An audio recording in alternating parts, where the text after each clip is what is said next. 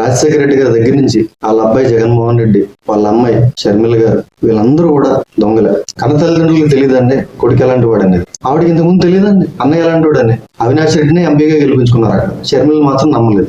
Actual గా జగన్మోహన్ రెడ్డి ఏంటి అనేది ఓన్లీ విజయమ్మ గారికి, షర్మిల గారికి, వైఎస్ భారతి గారికి మాత్రమే తెలుసు. వాళ్ళ నాన్న సీఎం అయ్యి ఉమ్మడి ఆంధ్రప్రదేశ్ ని ఉద్ధరించారు. తర్వాత సీఎం అయ్యి వాళ్ళ అన్న ఉద్ధరించాడు. ఇప్పుడు ఇంకా ఈవిడ ఒక ఆవిడ తక్కువైంది. అందరికీ నమస్తే అండి. Welcome to JB ratings. ఆలోచిస్తే వీళ్ళందరూ దొంగలేనండి. రాజశేఖర రెడ్డి గారి దగ్గర నుంచి వాళ్ళ అబ్బాయి జగన్మోహన్ రెడ్డి, వాళ్ళ అమ్మాయి షర్మిల గారు, వీళ్ళందరూ కూడా దొంగలే. నేను ఇలా అనడానికి ఏమాత్రం సందేహించట్లేదు, భయపడట్లేదు. ఎందుకంటే మొన్న విజయమ్మ గారు డైరెక్ట్ గా ఆవిడ లేఖలోనే రాజశేఖర రెడ్డి గారు ముఖ్యమంత్రిగా ఉన్నప్పుడే ఇదంతా కూడా సంపాదించాం, ఆయన ఓన్లీ జగన్మోహన్ రెడ్డిని గార్డియన్ గా మాత్రమే పెట్టాడు, దాన్ని ఖచ్చితంగా షర్మిలకి కూడా పంచాల్సిందే. తీరా ఆ పంపకాల్లో తేడా వచ్చి వాళ్ళు బజార్కి వచ్చారు, బహిరంగ లేఖలు ఏవి రాసుకున్నారు.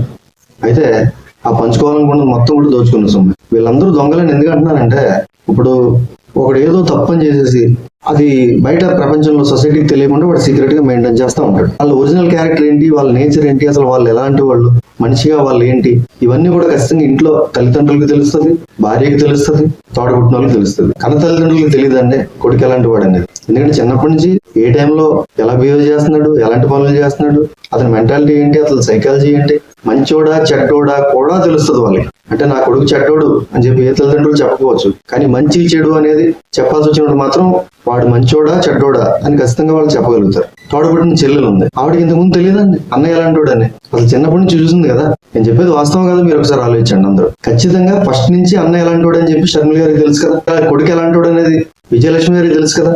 అంటే కావాలని వీళ్ళు ఆయన కోసం పాదయాత్రలు చేసి, ఆయన కోసం ప్రచారాలు చేసి, ఆయన దేవుడని చెప్పి, ఆయన కారణ జన్ముడని చెప్పి, దైవాంశ సంబూతుడని చెప్పి ముఖ్యమంత్రిని చేసి ప్రజల మీద రుద్దలేదా? ఇన్ని కోట్ల మంది ఇబ్బంది పడేలా చేయలేదా?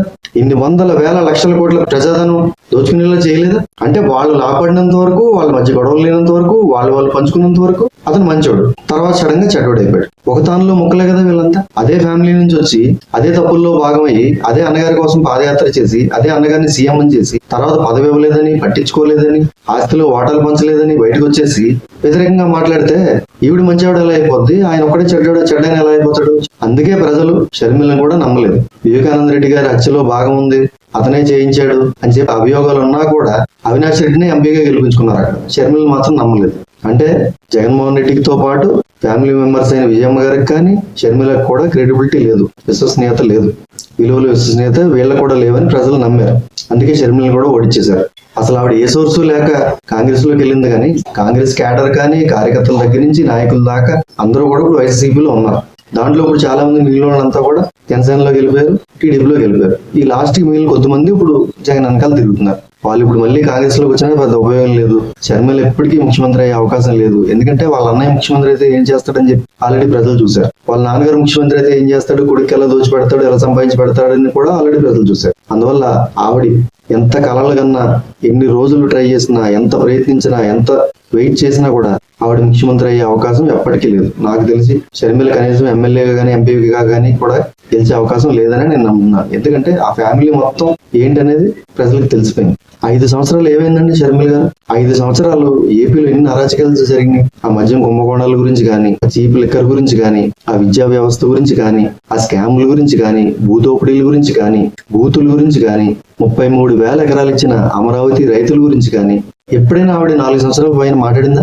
ఎప్పుడైతే కాంగ్రెస్ లోకి వెళ్ళిందో, తెలంగాణలో ఇంకేం వర్కౌట్ అవ్వక ఏపీలోకి వచ్చి పిసిసి అధ్యక్ష పదవి తీసుకుందో, అప్పటి నుంచి అన్నను వ్యతిరేకించడం స్టార్ట్ చేసింది. ఫ్యామిలీ మెంబర్సా లేదా బయట వాళ్ళని చూసుకోకుండా తప్పు ఎక్కడ జరిగితే అక్కడ మాట్లాడాలి కదా. అన్యాయం ఎటువైపు ఉంటే అటువైపు మాట్లాడి న్యాయం వైపు నిలబడాలి కదా. అప్పుడే కదా కనీసం మామూలు మనిషి కాకపోయినా అసలు ప్రజా జీవితంలో ఉన్నోళ్ళు, పాలిటిక్స్ లో ఉన్నోళ్ళు చేయాల్సిన పని అది కదా. అరే అన్నయ్యను కూడా కేర్ చేయకుండా అన్యాయాల గురించి మాట్లాడుతుంది అని అప్పుడే జనం అనుకునేవాళ్ళు కదా, నమ్మే అవకాశం ఉండేది కదా. ఇప్పుడు వచ్చి లాస్ట్ లో వచ్చి మా అన్నయ్యలాగా అలా చేసాడు ఇలా చేసాడు అంటే ఎవరు నమ్ముతారు? మీరందరూ ఒకటే మెంటాలిటీ కాబట్టి ఆయన అలాంటి పోస్టులు మీ మీద పెట్టించగలుగుతున్నాడు. అలాంటి వాడికి అన్ని సంవత్సరాలు సపోర్ట్ చేశారు. ఇప్పటికీ పూర్తిగా జగన్మోహన్ రెడ్డి మెంటాలిటీ ఏంటనేది బయట ఎవరికి తెలియదు. సైకో అంటా ఉంటారు, మందులు ఏవో వాడుతున్నాడు అంటారు, స్పిరిట్ మెంటాలిటీ అంటారు, అపరిచితుడు అంటారు.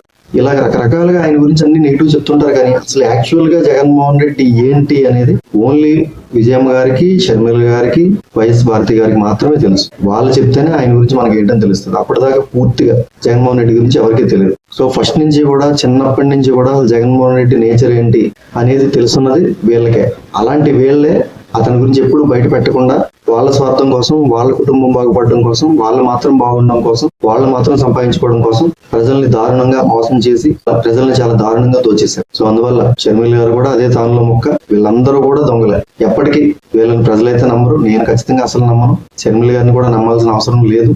ఓన్లీ పాపం ఈ పార్టీస్ కి దూరంగా ఉంటూ తండ్రిని కూడా పోగొట్టుకుని న్యాయం జరగక తల్లడిల్లుతూ కోర్టుల చుట్టూ, పోలీస్ స్టేషన్ చుట్టూ, సిబిఐ చుట్టూ న్యాయం కోసం తిరుగుతున్న సునీత గారిని మాత్రమే ఆ ఫ్యామిలీలో నేను నమ్ముతాను. వీళ్ళందరూ కూడా దొంగలే. కానీ ఏంటంటే వాటాలు పంచుకునే దగ్గర తేడాలు వచ్చి వాళ్ళు అనుకున్న పనులు జరగక వేరైపోయి ఒకరి మీద ఒకళ్ళు ఇప్పుడు చాడీలు చెప్పుకుంటున్నారు. వాళ్ళ నాన్న సీఎం అయ్యి ఉమ్మడి ఆంధ్రప్రదేశ్ ని ఉద్ధరించారు. తర్వాత సీఎం అయ్యి వాళ్ళ అన్న ఉద్ధరించాడు. ఇప్పుడు ఇంకా ఈవిడ ఒక ఆవిడ తక్కువైంది. ఇంక ఈవిడ కూడా సీఎం అయ్యి అసలు ఆంధ్రప్రదేశ్ ని భారతదేశ పటంలోనే లేకుండా చేస్తుందా మరి ఏంటో కూడా తెలియదు. ఎందుకండి బాబు మీరు రాజకీయాల్లో ఏం ఆశించి రాజకీయాల్లోకి వస్తున్నారు, ఏం చేద్దాం అనుకుంటున్నారు కూడా ఏం అర్థం కావట్లేదు.